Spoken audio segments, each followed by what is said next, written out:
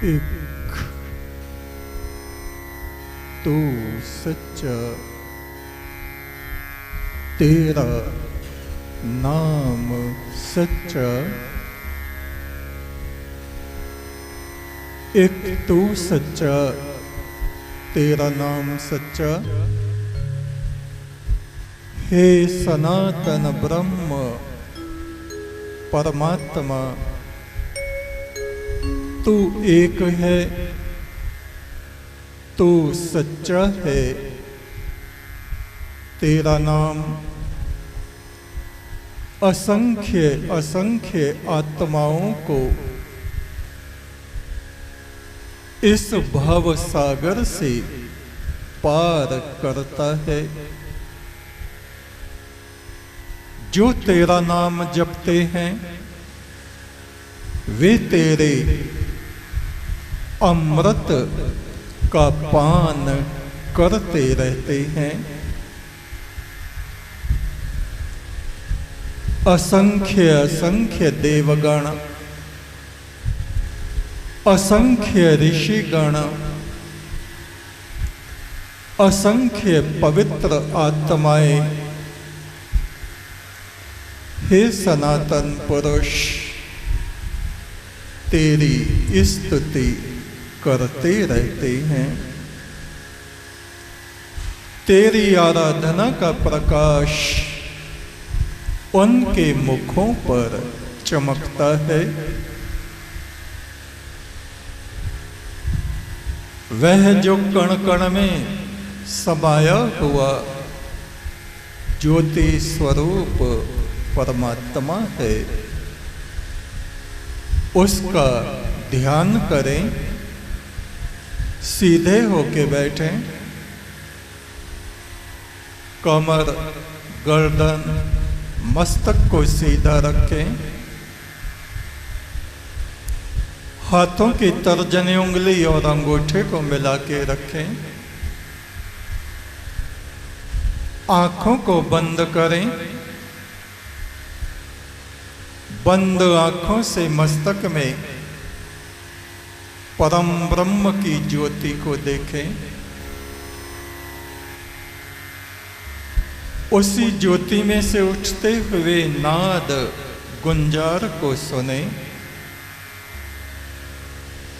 आती जाती हुई सांस पर ध्यान दें। गहरी शांति का अनुभव करें।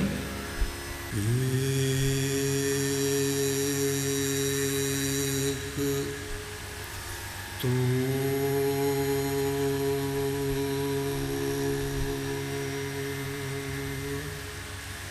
सच्चा,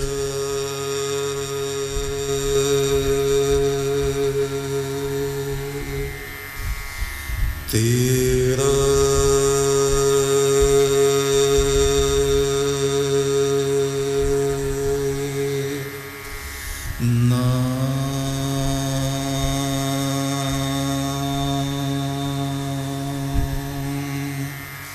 सच्चा,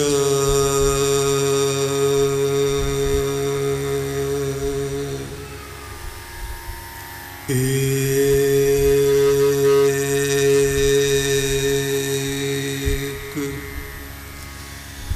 तो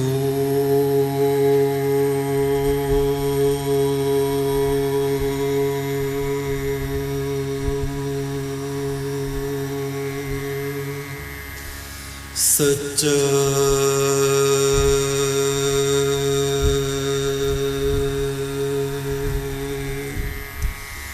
तेरा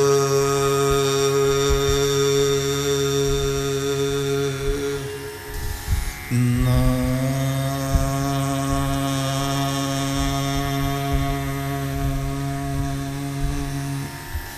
सच्चा,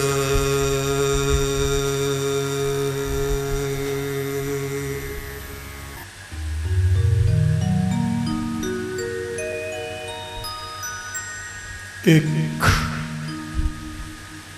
तू सच्चा, तेरा नाम सच्चा। हे आदि पुरुष, हे ज्योति स्वरूप, हे अजर अमर परम ब्रह्म,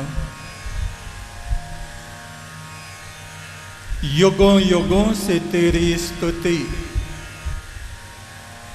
देवगण करते चले आ रहे हैं। पितामह ब्रह्मा वेद मंत्रों के द्वारा तेरा स्तवन करते रहते हैं। सनकादिक सप्तऋषि, देवताओं का राजा इंद्र तेरी ही महिमा का गुणगान करता रहता है।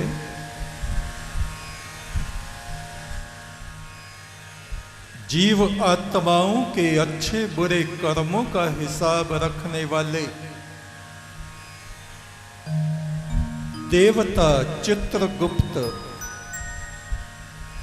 सबका लेखा जोखा लिखते हुए लिख लिख कर तेरी महिमा का बखान करते रहते हैं। मृत्युदेव यम सभी आत्माओं का शासन करते हुए हे परम ब्रह्म तेरे ही ध्यान में निमग्न रहते हैं। स्वर्ग में अप्सराएं हे प्रभु तेरी स्तुति में गायन वादन नृत्य करती रहती हैं। गंधर्व तेरी महिमा के काव्य को नए नए रूपों में प्रतिदिन प्रस्तुत करते रहते हैं, किंतु फिर भी तेरी महिमा का बखान नहीं हो पाता। तू अनंत है, तू असीम है, तू सर्वोच्च है, सर्वोपरि है। ऋग्वेद के ऋषि कहते हैं ओम भिंधि विश्व अपद्विषः परिबादो जहि मृधः।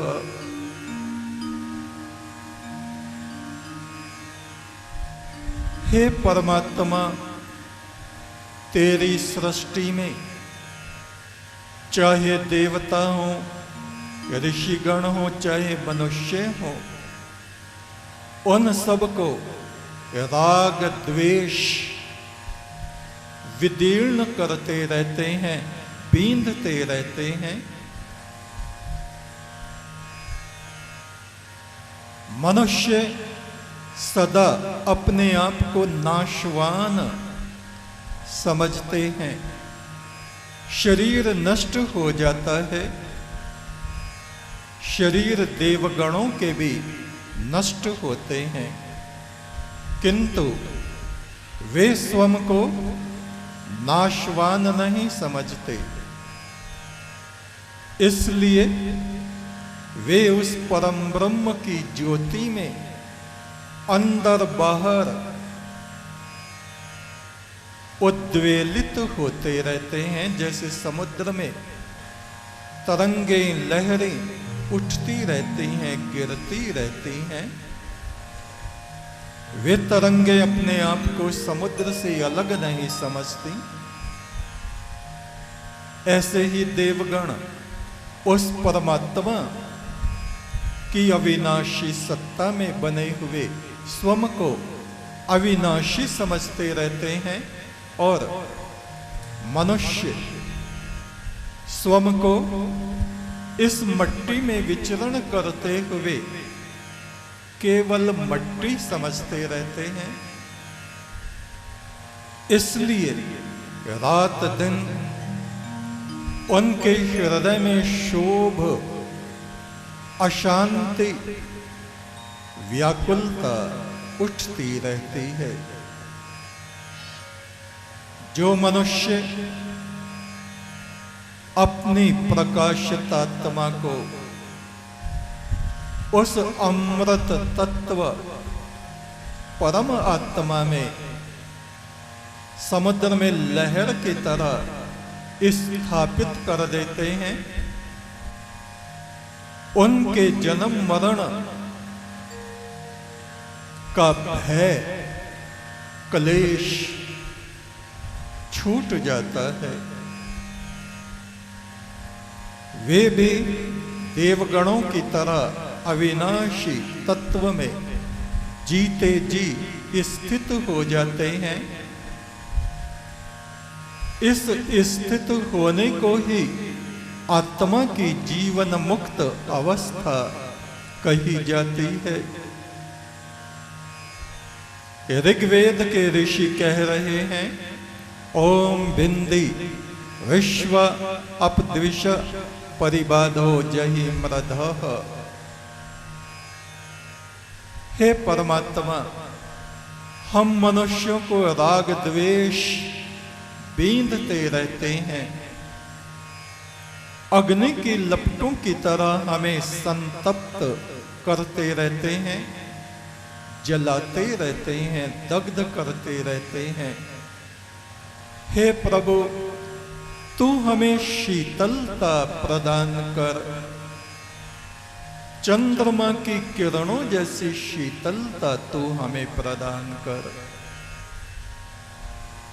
शीतल वायु पवन में बहती हुई शीतलता तू हमें प्रदान कर। स्वर्ग के झोंकों से आती हुई दिव्य सुगंध हे प्रभु तू हमें प्रदान कर। वसु स्पाहर तदा भर, हे आदि ब्रह्म, हे अजर अमर, तू मेरी आत्मा को ऐसा ही कर दे जैसा तू स्वयं है। मेरी आत्मा इस जगत की नश्वरता में बसने वाली ना हो। मेरी आत्मा किसी सितारे की तरह तुझ महाप्रकाश अनंत ज्योति में पहुंचकर वास करे। तू मेरे भीतर आके बसे। अभयम सत्व शुद्धि व्यवस्थितम पशु पक्षी मनुष्य देवता ये सब अज्ञात भय से भयभीत बने रहते हैं। देवताओं का राजा इंद्र हमेशा भयभीत बना रहता है। कोई उसके राजपाट को छीन न ले। हजारों यज्ञ करने के बाद, हजारों पुण्य कर्म करने के बाद वह इंद्र बनता है और स्वर्ग में इंद्र के सिंहासन पर बैठने के बाद वह राग द्वेष काम क्रोध चिंताओं से उसकी बुद्धि ढक जाती है।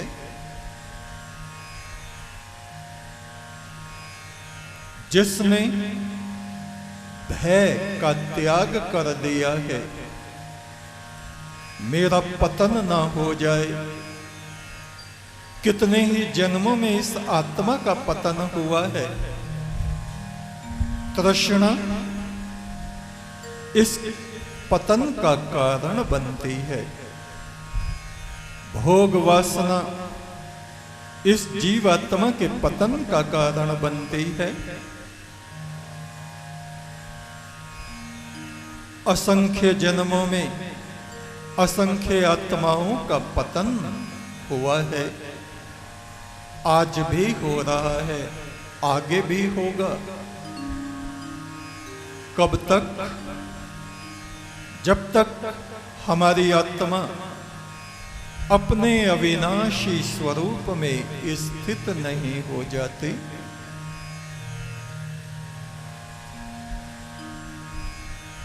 महादेव शिव ब्रह्मपुत्र नदी के किनारे पर बैठे बहते हुए जल के प्रवाह को देख रहे हैं। उनके चरणों में उनका सेवक नंदी बैठा हुआ है। शिव कहते हैं, नंदी, ये समय जो बहुत सा बीत चुका है और जो प्रतिक्षण बीत रहा है और जो भविष्य में है, आने वाला है, इस नदी के प्रवाह को तुम देखो। कितने वर्षों से ये जल पर्वतों के शिखरों से पिघल पिघल कर बह रहा है, लगातार बह रहा है, रात दिन बह रहा है।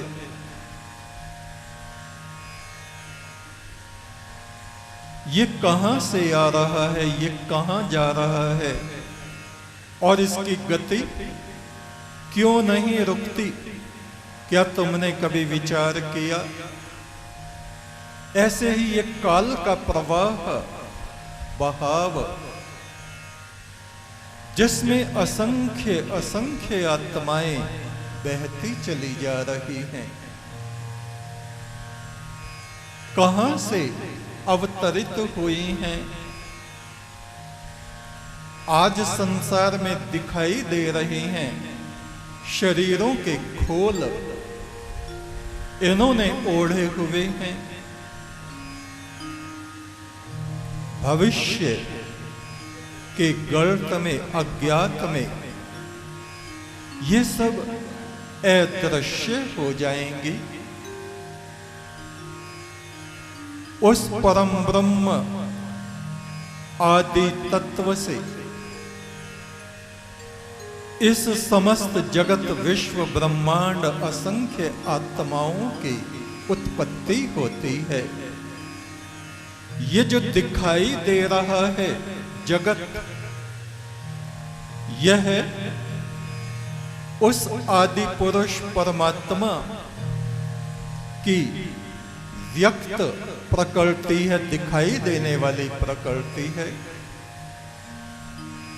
इन आत्माओं के भीतर जो स्वभाव है, सुख की कामना, क्रोध, लोभ, लालच, लिप्सा और हजारों जन्मों के बाद जो ब्रह्म कामना इनमें उत्पन्न होती है, उस परम ब्रह्म से मिलने की कामना इनमें उत्पन्न होती है। ये अव्यक्त प्रकृति है। जीव का स्वभाव कामनाएं, अतृप्ति, असंतुष्टि, मुदिता, प्रसन्नता, खिन्नता, सुख, दुख, वियोग, संयोग,